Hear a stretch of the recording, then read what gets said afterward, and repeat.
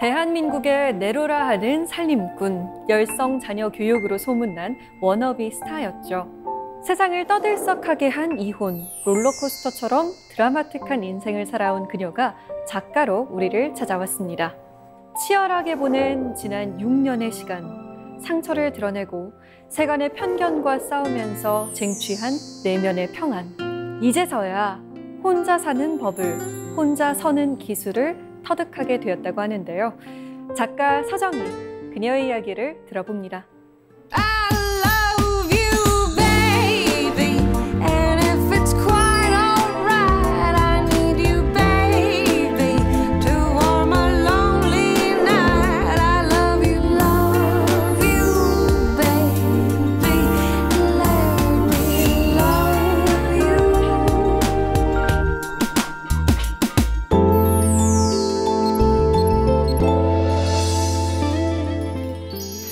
반갑습니다. 반갑습니다. 네, 작가님. 네.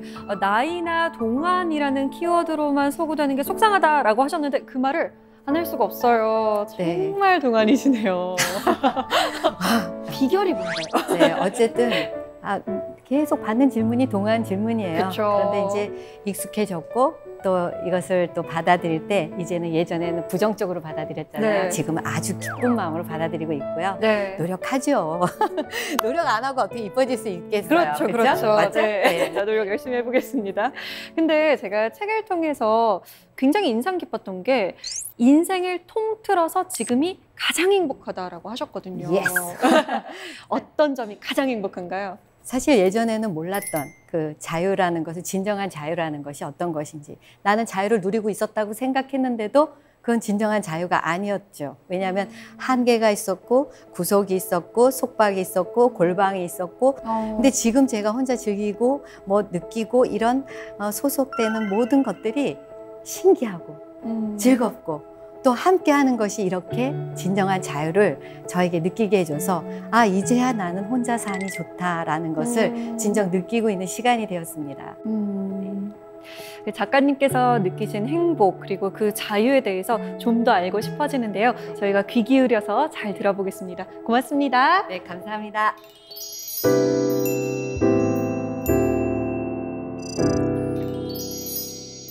혼자 사는 기술, 그리고 혼자 서는 기술, 이렇게 타이틀을 잡았는데요.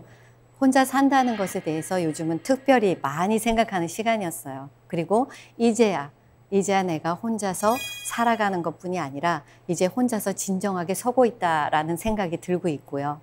사실 혼자 외롭잖아요. 가정 공동체 안에서의 외로움은 더 커요, 사실은. 왜냐하면 같이 있는데 외로우니까요. 같이 있는데 슬프니까요. 그리고 같이 있는데 나 혼자 고립도원이라는 막 갇혀 있는 것 같고 이렇거든요. 그런데 지금은 진정한 자유가 지어진 지금은 처음에는 힘들었어요. 이것도 힘들어요. 혼자 자유가 주어져도 힘들어요. 어떡하지? 나 이거 뭘 해야 되지? 그동안에 어떤 패턴이 있었다는 거예요. 저에게는 익숙해졌던 패턴. 그 패턴 때문에 혼자 서는 기술이 없었던 것 같아요. 예, 반갑습니다. 19살에 데뷔한 서정희. 청순한 외모로 그녀는 80년대 광고 시장을 휩쓸었던 스타였습니다. 그릇들하고 그녀의 과거는 편안하고 화려했던 삶. 이런 것들을 그냥 간단하게 보여주려고 그냥 한 곳에 모아놓은 공간이에요. 제가 패브릭을 다르게 해서 원단을 사용해서 조금 더 따뜻한 최고의 사랑스러운 살림꾼, 분위기를 만들었고 똑소리 나는 주부로 인정받던 시간. 그때는 그녀 역시 그게 행복이라 믿고 살았죠. 단란한 가정을 꿈꿨던 그녀는 자신보단 남편을 그리고 아이들을 우선으로 생각했죠. 30년 넘게 가정을 위해 헌신하며 살았습니다. 너무도 당연한 자신의 역할이라 그게 행복이라고 믿고 살았던 세월. 저의 지난 세월을 생각해 보면 제가 존재하지 않았어요. 존재하지 않다는 것은 제가 없다는 뜻이 아니고 항상 제 자리가 밀려났다는 거예요. 남편의 자리, 자녀의 자리, 그리고 주변의 자리를 항상 내어주다 보니까 제 자리가 없었어요. 하물며 무슨 음식을 먹어도 너 주문해봐. 그럼 주문을 할 줄 몰라요. 왜냐? 딸이 먼저, 아들이 먼저, 남편이 먼저 한 다음에 나는 나머지에 대한 주문을 하면 돼. 제가 뭘 좋아하는지를 모르겠더라고요. 좀 더 완벽한 여자. 완벽하다는 게 뭐예요? 여러분들이 매스컴에서 저를 볼 때 뭔가 어색하고 뭔가 가식적이고 또 뭔가 이상해. 그리고 이 사람은 근접하기가 어려워. 그리고 공주 같아. 뭔가 화려해. 나하고 거리감만 있는 거예요. 보여주면 보여줄수록 제가 열심히 살면 살수록 거리감만 멀어지는 거예요. 제가 만든 성이에요. 그 완벽하다는 어떠한 그 모습의 이미지를 가지고 저는 더 완벽해지려고 했어요. 왜냐고요? 제가 너무 부족하기 때문에 그래요. 너무 아무것도 없기 때문에. 전달할 게 없고 아는 게 없고 무식하고 배운 게 없고 가난했고 제 안에 있던 그 쓴뿌리, 제가 가지고 있던 그 낮은 자존감, 그리고 바닥을 친 그 느낌이 저를 그렇게 자꾸 완벽한 어떤 모티브를 가지고 저를 자꾸 밀어내고 있었어요. 그래서 저는 완벽한 저를 만들고 있었고, 좋은 엄마, 좋은 아내, 나는 지혜롭고 완벽한 엄마야, 현숙한 아내야, 좋은 엄마야. 저의 모습이 그랬던 거예요.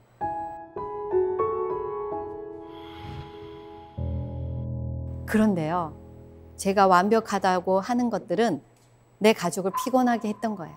그리고 가족을 힘들게 했던 거예요. 저는 지금 생각해 보면 그래요.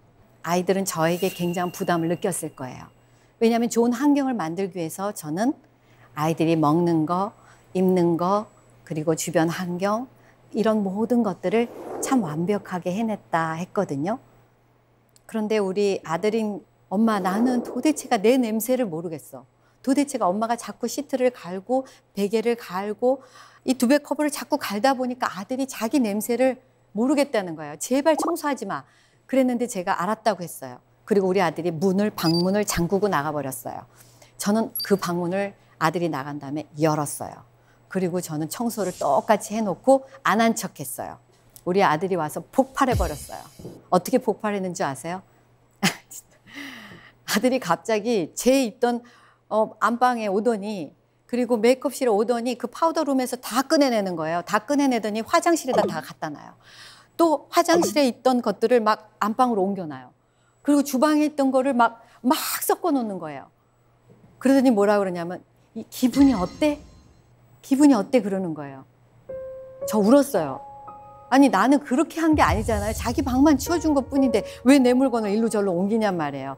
아들이 그렇게 폭파한 거예요. 다시는 이 방에 들어와서 망가뜨리지 말라는 거예요. 내가 해놓은 그걸 그대로 놓는다는 거예요. 근데 저는 강박이 있단 말이에요. 그 방을 안 치우고 지나갈 수가 없는 강박이 있는 거예요. 저는 이 안에서, 내가 만든 이 성 안에서 나는 나만의 것들로 모든 것을 순서대로 매뉴얼화해서 이것들을 시스템화해서 난 다 해야 돼요. 안 하면 죽을 것 같은 거예요. 힘든 거예요. 이런 그 소통이 안 되는 그런 엄마의 모습이 제가 많이 지금 후회하는 모습 중에 하나예요. 그래서 제가 반기지 않았다, 뭐 굳이 이렇게 얘기하는 것은 좋은 엄마였고 좋은 것들을 제공했지만 아이들이나 남편이나 다 힘들었겠다, 이런 생각을 하는 거죠. 저는 가족이 전부였어요. 사실 저는 축복받지 못하는 그런 결혼을 했거든요. 동거부터 시작했거든요. 제 안에 밑바닥에 들여다보면 그걸 감추고 싶은 그런 게 있어요. 제 스스로 축복받지 못한 것에 대해서 보상받고 싶다라는 생각을 한 거죠. 그러니까 저는 삶에 대해서만큼은 타의 추정을 불허하겠다. 그리고 이 영역만큼은 내가 꼭 해내겠다. 그래서 뭐 완전히 미친 듯이 살림했죠. 요리 배우러 다녔죠. 요리. 그리고 그것들을 가지고 와서 집에서 바로 장을 봐와서 집 안에서 바로 하고, 저녁이 되면 가족들과 모여서 시식하고 먹고, 제가 주방에 있는 시간이 다였어요. 아침 먹으면 점심 준비, 점심 먹으면 저녁 준비, 도시락 싸야죠. 그리고 뭐 시험 때는 아이들 시간에 맞춰서 또 선생님들 레슨 다녀야죠. 또 더울 때는 에어컨 차에다 켜놓고 미리 대기하고 있어야죠. 대기하고 나오면 또 데리고 와야죠. 목욕시켜야죠. 가리켜야죠. 살림해야죠. 저는 밖에 살기를 모르는 거예요. 그냥 살림.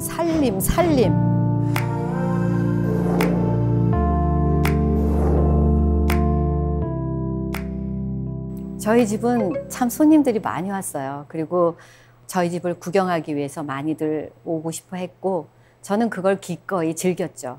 그리고 사람들 앞에서 너희들은 나한테 안 돼. 어떤 그런 보여주고 싶은 마음이 있었어요. 그래서 제 스스로 테이블 세팅을 A안, B안, C안으로 다 펼쳐서 연습을 해봐요. 그리고 가장 좋은 것들을 선택하고 아침에는 새벽에 꽃시장을 가서 꽃을 세팅해 놓고 그리고 테이블 메뉴도 해놓고 또 게스트들마다 이름 네임카드도 그렇게 해놓고 그런 모든 것들을 동선을 제가 따라다니면서 굉장히 상차림에 대해서 세팅에 대해서 그리고 사람들이 여기도 열어볼 거야? 아니야, 여기 수납장도 열어볼 것 같아. 이런 모든 것들을 체크하고 그 동선마다 제가 점검을 하고 체크하고 완벽하게 해놓고 사람들이 왔어요. 손님들이 왔어요. 다들 감탄해요. 그리고 나갈 때 예쁜 선물 같은 거 또 준비해놨던 뭐 떡이 됐던 아니면 노트가 됐던 뭐 메모지가 됐던 작은 것들을 제가 준비하거든요. 그리고 그것들을 손에 쥐어서 나갈 때 제 마음 한구석에서 해냈어. 완벽한 여자야. 나는 칭찬을 받아도 마땅해. 막 이런 생각을 했는데 그분들이 나가서 피드백이 들어올 때는 참으로 처참하죠. 제 마음이. 막 처절해 어떤 때는. 아니 칭찬이 아니더라고요. 참 신기하죠. 부러워했어요. 그리고 분명히 좋아하라고 박수도 쳐줬어요. 그런데 돌아가서 모든 분들이 그래요. 나도 돈 줘봐. 나도 저 정도 할 수 있어. 뭐 이런 얘기. 아니면 야 피곤해서 살 수 있겠니? 뭐 이런 얘기. 또 하여튼 계속 부정적인 얘기들이에요. 그러면 저는 내가 이렇게 열심히 했는데 왜들 나한테 이래? 이런 반감으로 서로 부딪힌 거죠. 감정이. 그렇게 소통하는 방법조차도 몰랐던 것 같아요. 그냥 제 이미지 머릿속에는 꽉 차 있는 게 그냥 완벽한 어떤 것들을 보여주기 위한 것만 꽉 차 있었죠. 여러분 그런 마음이 얼마나 자신을 피폐하게 하고 자신을 병들게 하는지 몰라요. 제가 얼마나 피곤했겠어요. 저하고 같이 이런 짓을 하지 말라는 거예요. 저의 오늘 강의의 포인트예요.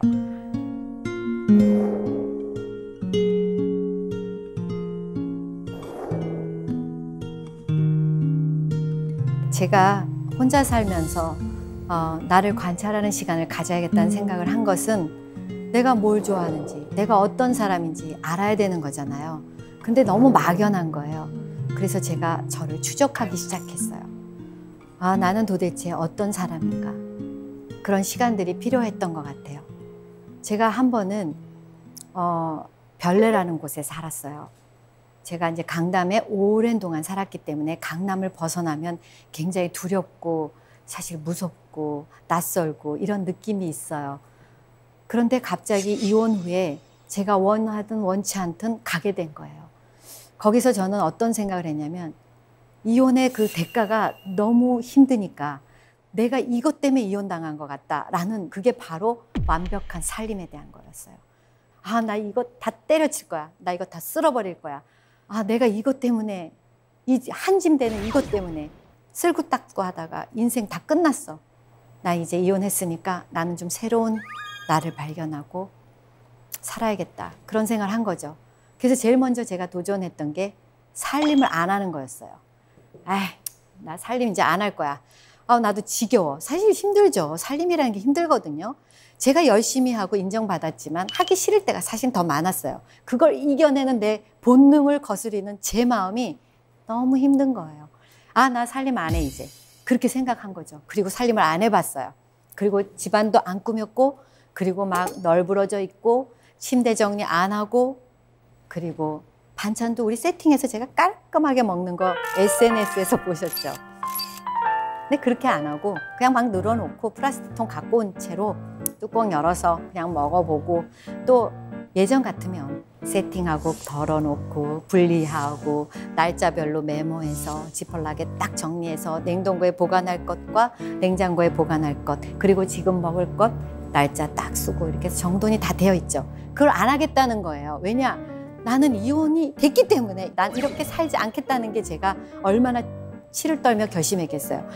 그렇게 사는데 제가 혼란스럽기 시작했어요. 막 죽을 것 같아요. 이렇게 먹는 것도 밥맛도 없고 또 이렇게 하고 누워서 자니까 잠도 안 오고 그리고 자꾸 천장을 보니까 전등이 마음에 안 드는 거예요. 커튼을 또 돌려보니까 커튼도 마음에 안 드는 거예요. 막 심리적으로 더 힘들어요.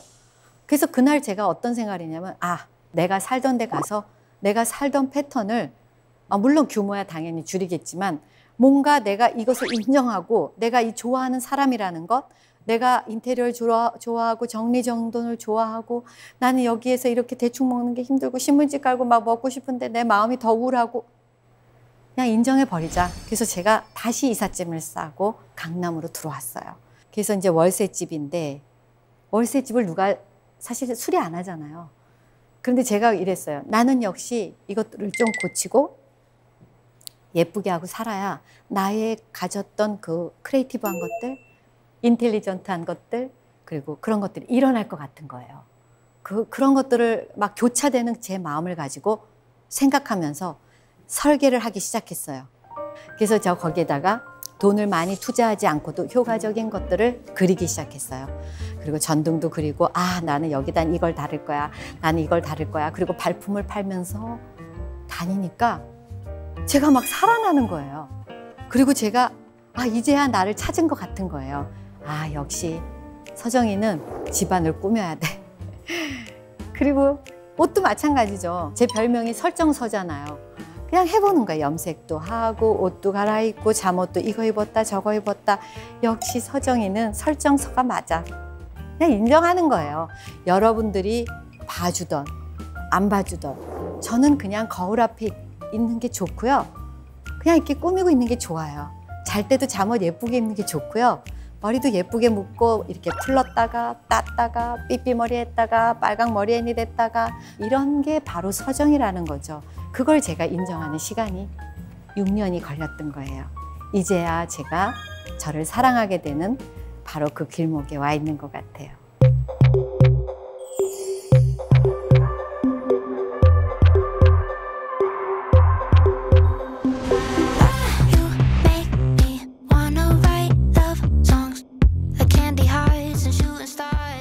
저 요즘에 서정희 교수님 그런 소리를 많이 들어요. 제가 아이들을 가르쳤어요. 제가 가르친 거는 바로 산업 디자인에서 공간 디자인이었어요. 그래서 제가 그 공간 디자인을 가르칠 때 제가 무엇으로 가르쳤겠어요? 30년간 그동안 제가 해왔던 것들을 차곡차곡 매뉴얼화 했던 것들을 가르칠 수 있는 기회가 온 거예요. 저는 그 기회를 잡았죠. 나이가 바로 57살부터였거든요. 어떤 분들은 그래요. 있는 것도 지금 못하는데 뭘 새로운 것에 도전을 해? 이런 말들 하시잖아요. 그런데 교수가 된 게 중요한 게 아니라 저는 이런 생각을 했어요. 우리가 집에서 내가 매일매일 반복했던 것들이 무엇이었지? 내가 한결같이 했던 일들이 무엇이었지? 생각해 보면 어떤 분들은 뭐 살림을 잘할 것이고 어떤 분들은 또 요리를 잘할 것이고 어떤 분들은 또 비즈니스 감각이 있으신 분들이 있겠죠. 그런 것들을 발견해내는 거죠. 그래서 그것들을 발견해내면 그것이 바로 이렇게 전문직으로 이어질 수 있다는 것에 도전했고 그것을 제가 이루었습니다.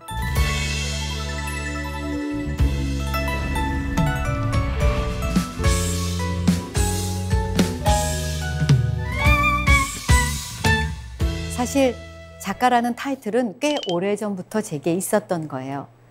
어릴 때부터 메모를 잘했고 또 어떤 영화를 보면 그 영화에 대한 피드백을 노트에다가 영화 노트라고 해서 메모를 했죠. 닥터집하고 주인공, 배경음악, 그리고 평점. 요즘은 평점이 아예 별로 나오지만 예전에는 이제 제 스스로 이거는 한 2번 봐야 되는 영화 뭐 이런 표시도 했죠. 이 영화는 너무 재미없어 X표 해놓고 이런 것들 독후감 쓰는 거랑 같아요. 책을 읽고 나서 독후감을 쓰는 걸 참 좋아했고 그래서 저는 글 쓰는 것이 늘 익숙했고 일기 쓰고 메모하고 이런 것들이 아기 때부터 지금까지 거의 이 나이 될 때까지 제가 해온 일이 글 쓰는 일이에요. 글을 쓰지 마라 그러면 제가 할 게 딱히 없는 사람이에요. 그 정도로 제가 열심히 글을 썼는데 제가 7권 책을 냈거든요. 그러면 97년부터 지금까지라면 적어도 저는 얼마나 책을 사랑하고 얼마나 글쓰기를 좋아하고 그런 것들을 여러분들이 이렇게 간접적으로 느끼실 수 있을 거예요. 저는 가장 힘들 때도 이혼하고요. 멘붕 와서 트라우마 치료받으러 저기 눈물이 날라 그러네.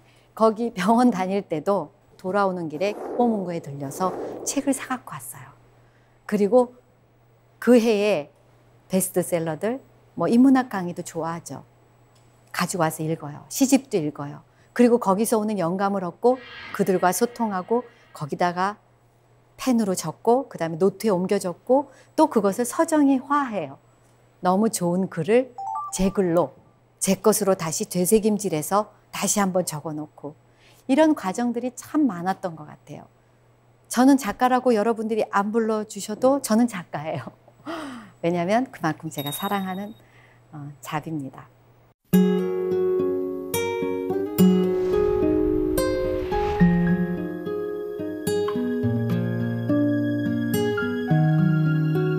여러분들 발레 정말 시끄럽게 발레했죠, 제가. 발레는 아기 때부터 해야 되는 거 맞죠? 그러나 저는 거기서 터득한 것은 도전했다는 것과 그리고 제가 다리 찢기를 굉장히 잘했어요. 그래서 다리를 일자로 쫙 찢고 앞으로도 일자로 쫙 찢어요. 그런데 그때 제가 느낀 거는 제가 매일매일 조금씩 침대 앞에서 벽을 향해서 몸을 붙이고 다리를 조금씩 찢기 시작했어요. 그래서 그것이 1cm, 1cm 늘어나면서 유연하게 다리가 일자가 된 거죠. 그래서 발레에 도전을 했고 발레리나처럼 옷을 입고 투투를 입고 토슈즈를 신고 집안에서도 청소를 할 수 있을 만큼 저는 발레를 사랑하는 사람이 되었습니다.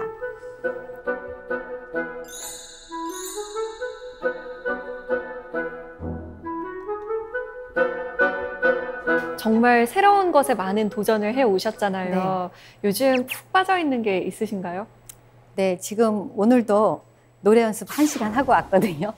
누구랑 같이 하는 것이 아니라 그냥 제가 혼자서 매일 노래를 부르는 거예요. 근데 이 노래의 매력에 빠지고 그 가사와 또 나의 환경과 또 추억, 히스토리 그런 모든 것들이 추억이 되니까 너무 좋은 거예요. 전 지금 완전히 노래에 빠져 있어요. 네. 그래서 저는 노래를 조금 구체적으로 좋아해요. 어떻게 좋아하느냐? 예를 들어 볼게요. 어떤 분들은 그냥 듣기만 계속 유튜브로 듣는 분들도 계시고 그런데 저 같은 경우는 어떻게 하냐면 유튜브로 많은 곡들을 찾아내요. 그리고 찾아낸 곡 중에 이 노래 너무 좋다. 그럼 그 노래를 제가 반복하기 시작해요. 그러면 50번, 100번가량이 돼야 겨우 가사를 외울 수 있어요. 그래서 완벽하게 외운 다음엔 가수들처럼 불러보는 거죠. 그 노래방 기기 있잖아요. 거기다 불러봐요. 근데 리듬을 잘 못 따라가요. 반복해요. 그래서 완벽하게 된 다음에 실습을 나가죠. 친구들한테 노래방 가자고. 지금은 코로나 때문에 갈 수 없지만요. 요 얼마 전까지 노래방 열심히 다녔습니다. 내가 아이들하고 크면서 별로 안 다닌 노래방을 정말 너무 많이 다닌 거예요. 그만큼 노래를 사랑해요. 그래서 요번에 제가 어떤 생각을 했냐면 이거를 가지고 공연을 해야겠다. 내가 한갑잔치 때 멋진 모노드라마 공연을 해야겠다. 거기에 딱 꽂힌 거예요. 그리고 나서 더 열심히 노래 연습을 하고 그 다음에 MR을 만들었어요. 물론 전문가적인 MR을 만들 수는 없었죠. 그러나 저만의 방법으로 제가 넣고 싶은 그 간주 부분에 소절을 8소절을 넣는다던가 조금 변형한다든가 하는 건 할 수 있었어요. 이렇게 제가 노래를 사랑하면서 부르고 하고 있답니다.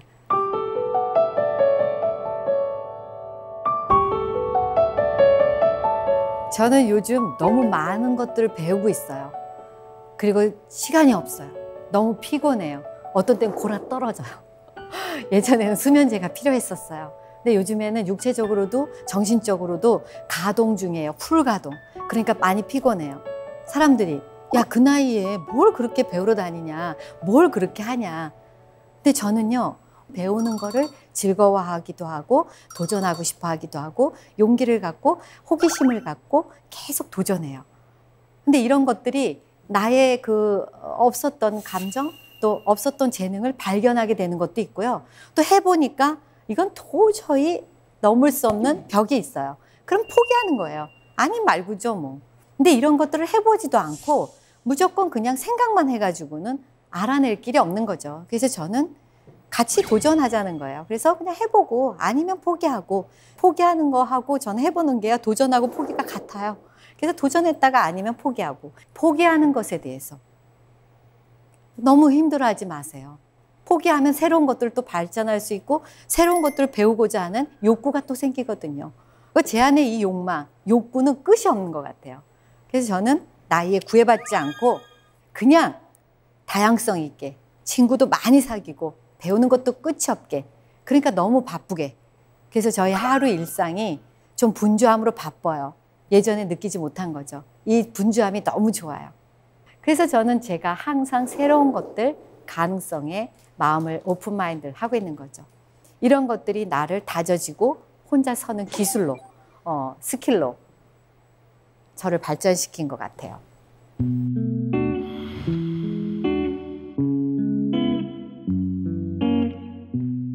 제가 독립적인 존재가 되는 과정이 있어요. 우리 딸 이야기를 가끔 많이 하게 돼요. 어쩔 수 없으니까요. 예전엔 제가 엄마였죠. 지금도 엄마죠. 엄마는 늘 든든하잖아요. 그럼 엄마가 다 해주잖아요. 그리고 딸을 보호해야 되고 아들을 보호해야 되고 자녀들을 잘 키워나갔어요. 그리고 이제 독립적인 존재로 얘네들을 키웠고. 그런데 이상하게 제가 아기가 되는 거예요. 왠지 내가 늘 의존했던 것이 없어지니까 또 다른 대상을 찾게 되고 그 대상이 바로 딸인 거예요. 딸한테 자꾸 의지하면서 나의 연약함을 딸한테 토로하고 딸한테 보여주고 나를 어떻게 좀 해줘 막 이러면서 딸한테 힘들게 하더라고요. 근데 요즘은 제가 독립적으로 살면서 어떤 생각을 했냐면 딸한테 의존하지 말자. 그리고 내 인생은 내가 책임지자. 돈 버는 것도 마찬가지예요. 경제적인 것도 딸한테 의존해요. 나 이거 돈 좀 줘. 나 이거 못했어. 나 이거 하고 싶어. 배우고 싶어. 나 돈 줘. 나 옷 사고 싶어. 근데 거절 안 하고 딸이 잘 받아주고 정말 좋은 엄마처럼 딸이 해준 건 사실이에요. 그래서 너무 감사하고 고마운데 제가 서질 못하는 거예요. 그래서 저는 지금 적극적인 사고로 전진하고 있어요. 어떻게 하냐면요. 일터에도 저를 적극적으로 권해요. 저 열심히 합니다. 저 할 수 있어요. 얼마 전에 어떤 프로그램에서 섭외가 왔는데 제가 분명히 못할 거라는 거예요. 몸도 약하시고 이걸 이겨낼 수 있겠어요? 아닙니다. 저는 열심히 할 수 있고요. 저 밥도 잘 먹고 건강하고요. 제가 보기보다 굉장해요. 막 이러고 힘이 남아 돌아요. 저랑 한번 밤새 보실래요? 막 이러고. 저를 알리는 거예요. 그리고 할 수 있다는 거를 피력해요. 독립적으로 살아야 되니까. 그리고 엄마 역할을 충분히 감당해야 되니까. 예전에 약한 엄마가 아니라 연약한 아기 같은 엄마가 아니라 독립적인 존재의 엄마, 여자로서 바로 서 있는 엄마, 그런 엄마가 되고 싶거든요. 그래서 요즘엔 동조에게 친구 같은 엄마가 되고 있어요. 딸이 미국에서 왔거든요. 제가 왔나 갔나 뭐 신경도 안 써요. 왜냐하면 제가 바쁘니까요. 혼자 사는데 얼마나 바쁘겠어요. 그랬더니 동주가 이제 엄마 나를 찾지도 않네? 동주가 그러는 거예요. 그래서 내가 엄마가 좀 바빠. 그랬더니 그리고 예전에는 계속 뭐해 딸한테 제가 그랬거든요. 지금은 딸이 저한테 엄마 뭐해 이래요. 왜냐하면 제가 바쁘니까요. 어떡하겠어요. 이거 배우러 다녀야지, 혼자 여행 가야지, 뭐 돈 벌어야지. 할 게 너무 많아요. 저는 비로소 이제 혼자 서는 기술이 생겼구나. 그렇구나. 해보니까 별거 아니네. 왜 예전엔 이렇게 몰랐지? 그럼 왜 자꾸 남을 힘들게 했을까? 그리고 자꾸 나한테 뭘 해달라고 그랬을까? 혼자 하면 되는데. 혼자 이사도 척척하고 혼자 나가서 모르면 택시 타고 뭐 다 되돌아오면 되죠. 뭐 좀 일찍 나가서 길 잃어버리면 다시 오면 되죠. 운전 서툴죠. 그런데 운전 자꾸 하니까 조금씩 늘더라고요. 해보니까 별거 아닌데 하기 전에 두려운 거예요. 무섭고. 그래서 저는 이 독립적인 저의 과정이 참 감사하고 혼자 안 살았더라면 제가 몰랐을 것 같아요. 여전히 저는 의존적으로 살았겠죠. 그래서 지금 제가 이 모습이 많이 사랑하고 너무 기쁘고 제 스스로 대견한 그런 시간이에요. 진짜 혼자 서야 하는 이유가 있어요. 왜냐하면 누군가가 해주지 않거든요. 혼자 살 때 아프면 혼자 병원 가야 돼요. 병원 갈 힘도 없어도 가야 돼요. 어쨌든 바닥을 긁으면서라도 가야 되거든요. 혼자 서야 하는 이유가 바로 이런 것들이에요. 누가 대신할 수 없는 것들, 대신할 수 없는 것들을 나 혼자 나를 다독이면서 밀어나가야 되는 것, 격려해야 되는 것, 나를 칭찬하고 나를 계속적으로 독려하는 것들이 되어야 된다는 거예요. 저는 지금도 그 과정 중에 있어요. 나를 인정하고 나를 사랑하고 넌 잘해, 넌 할 수 있어, 넌 지금도 잘해왔어, 아파도 너는 거뜬히 일어나. 그리고 결정할 때 멋있게 결정해. 그리고 뭐 의논할 데가 없는 거예요. 그래도 나는 결정해야 돼. 바로 이런 것들이 나를 세워나가는 과정이라는 거죠. 제가 선택하고 결정하고 거기에 대한 책임도 제 스스로 받는 거죠. 그래서 저는 혼자 사는 이유가 분명히 내 스스로 결정하는 것들이라고 저는 생각해요. 그래서 저는 어떤 생각을 했냐면 내가 혼자 살기 때문에 더더욱 뭔가 정해야겠다. 그리고 더더욱 계획을 세워야겠다. 더더욱 뭔가 집중해야겠다. 저는 그래서 일상에서 나만의 시간을 매니지먼트하면서 나만의 일상의 리추얼을 정확하게 뭔가 루틴에 의한 것들까지도 정리하기 시작했어요.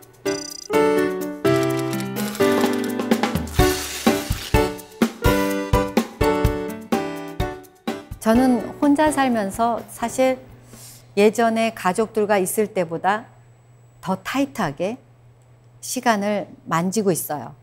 저는 이제 아침에 보통 새벽 4시에 눈을 뜨거든요. 눈을 4시에 떠서 아침에 간단하게 커피랑 뭐 빵 같은 거를 새벽 4시에 먹어요. 여러분들은 상상도 못할 것 같은데 저는 일찍 먹기 시작해요. 그래서 이제 교회를 가요. 그 전날 교회 가기 위해서 물건을 현관 앞에다가 준비해 놓죠.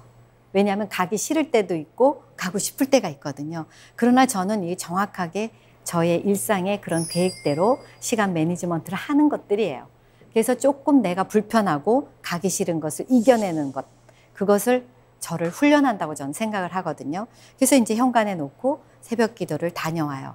가면서 오면서 제가 많은 것들을 생각하죠. 오늘 하루 일과에 대해서 어떻게 시간을 만질 수 있을까, 매니지먼트를 할 수 있을까 생각해요.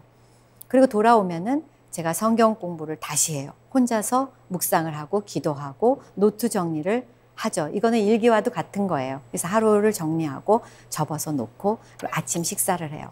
그리고 은행일이라든지 제가 결정해야 될 일이라든지 또 제가 책을 쓰고 있는데 우리 출판사하고 같이 커뮤니케이션 할 일들, 회의할 일들이 있어요. 그런 것들을 메모했던 것들, 제가 하고자 하는 이야기들을 그때 다 전송하죠. 또 어디에 또 가야 돼요? 축하할 일이 있어요? 이런 것들을 오전에 다 정리해서 처리를 합니다. 은행 처리 다 했죠? 그리고 사람들 만나는 거 정리 다 메모했죠? 이 모든 것들을 사실은 제가 급한 거라고 생각하는 거예요. 이머전시라고 생각하는 거예요. 왜냐하면 안 그렇게 생각하면 그 시간에 안 하거든요. 그렇잖아요? 그냥 마음이 풀어지니까 뭐 안 해도 돼 이러고 제쳐놓으니까 저는 마음에 나는 지금 이머전시 상황이야. 이걸 빨리 전달해야 돼. 빨리 일해야 돼. 빨리 나를 위해서 해야 돼. 12시 전에 저는 너무 바쁜 거예요. 12시 전에 모든 걸 다 해요. 그런 다음에 12시 땡 점심에 되면 밥을 먹고 나서 나머지는 해도 되고 안 해도 되는 일. 그 다음부터 저는 아주 편안하게 릴렉스 상태가 되고 친구도 만나고 뭐 한가하게 SNS 하면서 놀기도 하고 뭐 영화도 보고 그때는 하고 싶은 거 하면 돼요. 안 해도 돼요. 또 침대에서 누워 있어도 돼요. 이런 것을 새벽부터 정오까지 하는 것이 저는 퇴근 시간이라고 생각하는 거예요. 그래서 아침에 출근해서 새벽 4시에 출근해서 12시까지를 저는 하루의 일과로 모든 것을 빽빽하게 그렇게 채우고 있습니다. 좀 이해가 안 가시죠? 근데 한번 해보세요. 아주 재밌고요. 아주 시간이 많아져요. 하루가 이렇게 길었나? 이런 생각들을 해요. 아나운서께서는 정리 잘하세요? 저요, 정리를 잘 하고 싶죠. 하려고 노력은 하는데 자꾸 귀찮아지더라고요. 그래서 좀 몰아서 하기도 합니다. 아, 그러세요? 네. 얼굴에 정리라고 써 있는데 잘할 것 같으신데요? 얼굴에만 쌓여있나 봐요. 네. 정리에는 기술이 필요하죠. 그죠? 근데 정리는 어려운 게 아니에요. 그냥 우리가 늘상 하던 대로 반복되는 한결같이 하는 습관인 거거든요. 그러니까 하기 시작하면 아마 매력에 빠지실 거예요. 네. 제가 저번 주에 제주도 갔다 왔는데요. 갔다 오자마자 제가 트렁크를 놓고 앉으면 바퀴를 닦아요. 왜냐하면 일단 집 안으로 들어오면 집이 더러워지니까 바퀴채 들어올 수가 없잖아요. 그래서 닦아서 놓고 그리고 트렁크를 제자리에 놓지 않으면 또 현관 앞에서 몇 날 며칠이 갈지 모르는 거거든요. 이런 것과 같은 거예요. 정리는 힘들어도 지금 당장 right now 그냥 막 바로 해야 되는 거야. 급히. 요렇게 지금 제가 얼룩이 졌거든요. 오늘 뭐 먹다가. 그럼 요거를 그냥 방치하는 게 아니라 집에 가서 바로 요걸 애벌빨래래요. 찬물로 수건으로 톡톡톡 쳐서 뭐 닦을 수 있는 건 닦고 아니면 세제를 약간 묻혀서 그 당장에 안 하면 그것이 쩔은 걸로 남게 되거든요. 그러니까 이 정리의 힘이라는 건 게으름과 방임 이런 단어들이 연결이 되는 거죠. 정리의 힘은 그것들을 깨끗이 유지함과 동시에 우리가 절은 것들을 갖고 씨름하는 시간을 단축하는 거에 있거든요. 그래서 이 정리를 게을리하거나 그 하자를 넘어가면 그 몫이 그대로 나한테 다음엔 할 수가 없게 되는 거죠. 그릇을 제가 턴해서 쓰는 버릇이 있는데, 이 턴한다는 건 어떤 뜻이냐면요, 어떤 그릇으로 먹었어요. 그러면 그 먹은 그릇으로 설거지를 하고 나면 말린 다음에 다시 밑으로, 제일 밑으로 넣는 거예요. 밑에 있는 거를 턴하다 보면 항상 깨끗하게 유지할 수 있다는 거. 컵도 마찬가지죠. 앞에 있는 것들을 쓰고 나면 바로 턴해서 뒤로 놓고 설거지한 것들을 계속 안쪽으로 넣죠. 그럼 앞에 있는 것들을 쓰면서 새로운 것들로, 깨끗한 것들로 쓰게 되죠. 그래서 정리를 잘 해놓으면 보여지는 것이 편안하고, 그것들을, 정리한 것들을 쓰고 제자리에 갖다 놓기가 시간이 아주 단축돼요. 그런 자그마한 남들이 스쳐 지나가는 것들을 제가 정리의 힘에서 제가 갖고 있는 노하우가 된 거죠.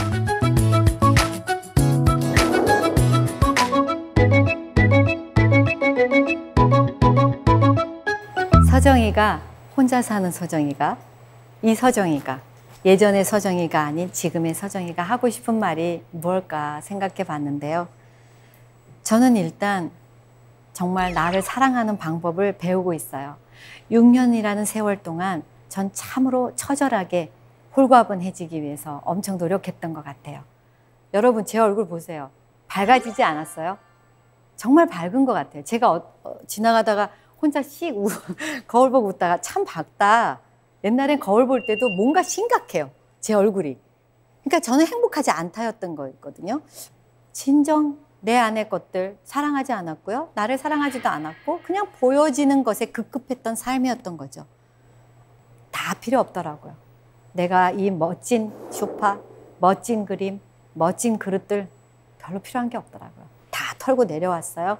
지금은 공간이 작아요. 일도 많이 안 해도 한번 동선 싹 훑고 지나가면 금방 청소도 끝나고 행복해요. 그리고 실질적으로 이런 보여지는 것이 아니더라도 내면이 제가 너무너무 좋은 거예요. 그래서 저는 지금 너무 행복해요. 집이 아니었고요. 차가 아니었고 좋은 옷, 좋은 가방이 아니었더라고요. 저는 지금 제가 느끼는 이 작은 행복감들, 부딪히면서 세상에 나와서 막 터득해 나가는, 배워나가는 이 과정, 그 다음에 도전하는 것들, 배우는 것들, 이런 것들이 지금 저에겐 에너지로 바뀌고 있어요. 너무너무 좋아요. 그래서 저는 농담이지만 제가 많은 분들 앞에서 저를 소개할 때 이렇게 소개하긴 해요. 아침 빛같이 뚜렷하고 달처럼 아름답고 아침 해같이 맑고 깃발을 세운 군대같이 당당한 여자 누구인가? 서정희입니다. 이렇게 표현하거든요. 많은 분들이 너무 자기 PR하는 거 아니야? 그게 아니고 저는 저를 그렇게 존중하고 싶은 거예요. 그리고 사랑하고 싶은 거예요. 정말 그렇게 아름답고 건강하게 그런 모습으로 늦은 나이지만 스타트업 라인에서 누구보다도 빌드업하는 사람, 누구보다도 더 점핑하는 사람, 그리고 누구보다도 힘들지만 잘 이겨낸 그런 어떤 사람이 되고 싶은 거예요. 그런 여자가 되고 싶은 거예요. 혼자 살면서 제가 좀 더 넓게 이 많은 것들을 배우고 있는 거예요. 저는 여러분들이 저보다 다 먼저 경험했던 것일 거예요. 저는 이제 경험하잖아요. 저는 또 다른 책을 준비할 거예요. 그리고 저는 작가로서 끝까지 글을 쓸 거예요. 여러분들이 인정하고 안 인정하고에는 별로 관심은 없어요. 진정성 있게, 진실되게, 정직하게 어떤 나의 삶에 책임을 지면서 살아간다면 그것들은 알아줄 날이 있을 거예요. 또 이 세대에서 못 알아준다면 뭐 어쩌겠어요. 괜찮아요. 그런 것까지도 자유하고 싶어요. 여러분들 오늘 이 긴 시간 함께 해주셨는데요. 저의 그 속 얘기를 그냥 두서없이 그냥 나오는 대로 한번 나누어 봤어요. 많이 부족했을 거예요. 그래도 여러분 저를 보면서 용기를 가지시고 또 저도 열심히 살아볼게요. 혼자 사는 기술 여러분들 함께 나누어 주셔서 감사합니다.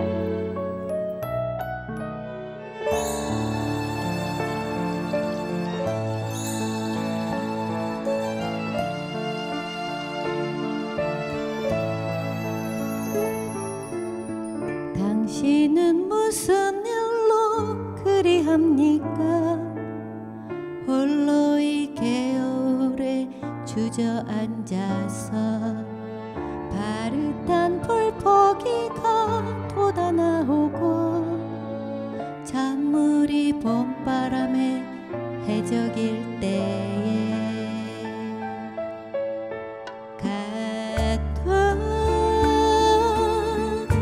아주 가지는 않노라시다 그런 약속이 있었겠지요 날마다 겨울에 나와 앉아서 하염없이 무엇을 생각합니다. 가도 아주 가지는 않노라시다. 굳이 잊지 말라는 부탁인지요.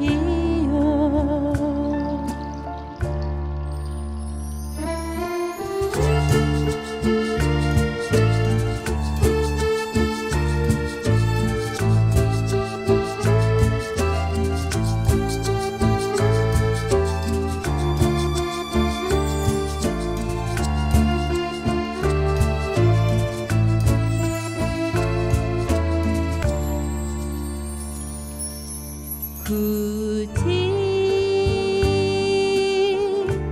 잊지 말라는 부탁인지요. 굳이 잊지 말라는 부탁인지요.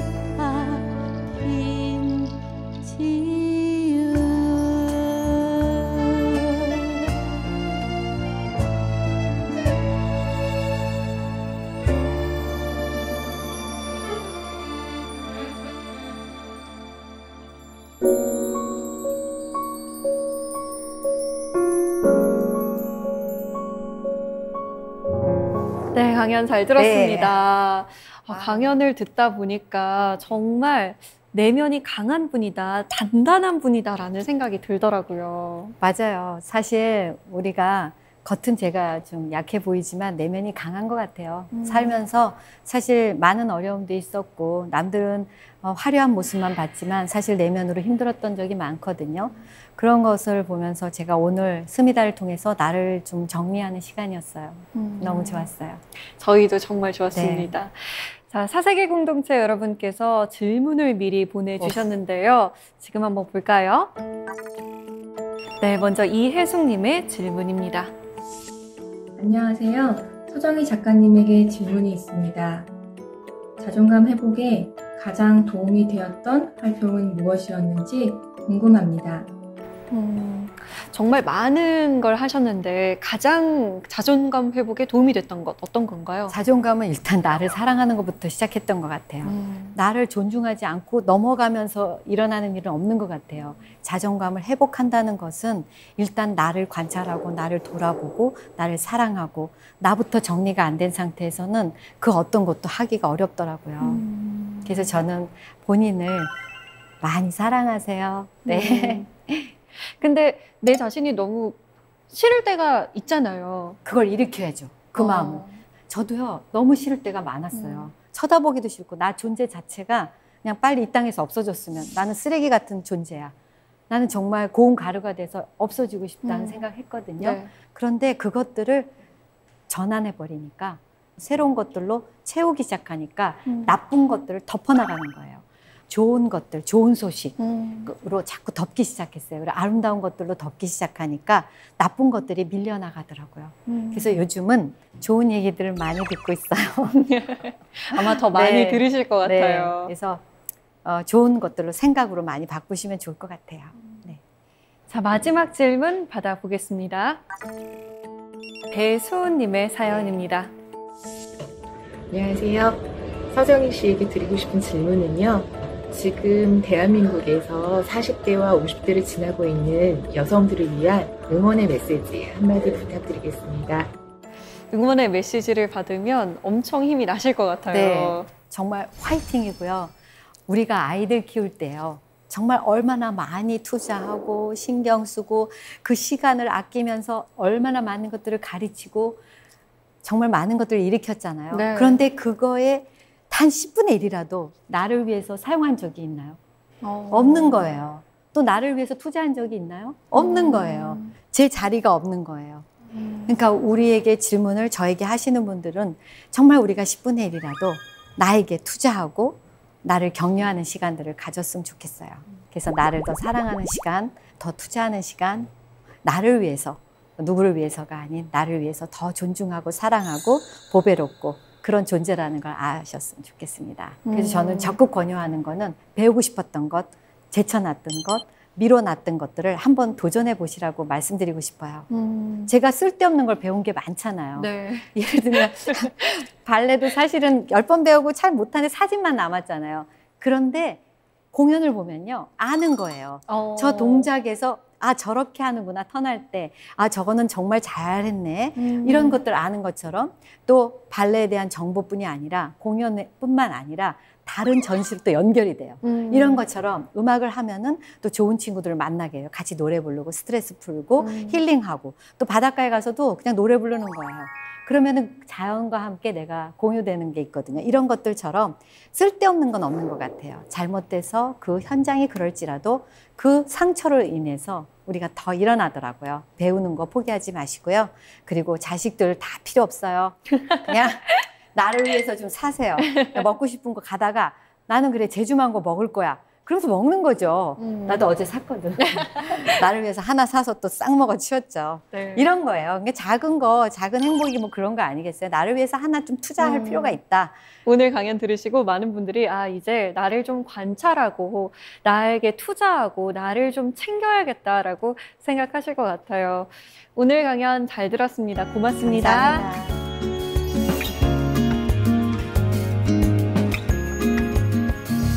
권투 선수들이 가장 먼저 해야 하는 훈련이 있다고 합니다. 바로 눈을 감지 않는 건데요. 강한 펀치가 날아오면 그 순간 눈이 감기는 건 어쩔 수 없는 본능이라고 합니다. 하지만 주먹을 보고 눈을 감아버린 권투 선수는 어쩌면 맞고 지는 것을 택한 걸지도 모릅니다. 싸워서 이겨야만 하는 권투에서는 주먹이 날아올 때 눈을 감지 않는 것이 무엇보다 우선입니다. 살다가 힘들 때도 마찬가지인 것 같습니다. 눈을 감아버리면 그냥 질 수밖에 없을 테니까요. 때로는 눈을 부릅뜨고 이기는 법도 배워야겠죠. 사세계 공동체 스미다. 저희는 다음 시간에 찾아오겠습니다.